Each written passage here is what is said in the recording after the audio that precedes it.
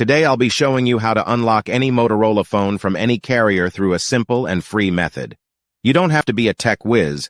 I'll walk you through each step. By the end of this video, you'll know how to unlock your phone for free and use it with any carrier. If you happen to have a carrier app installed on your phone, unlocking it will be even easier. After following the steps in this video, you won't need an unlock code. Instead, you'll simply wait for a message on the carrier app that says your phone has been unlocked. Then, all you'll need to do is restart your phone.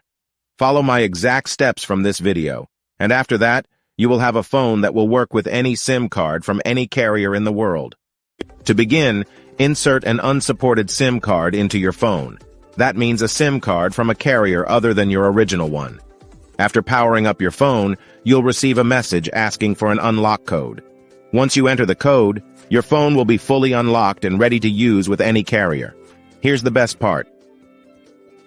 You can unlock your phone for free on this website. Just follow the instructions on this website, and you will unlock your phone for free using a simple method. Thanks so much for watching this video.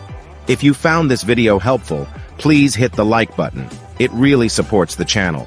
See you all in the next video. Take care.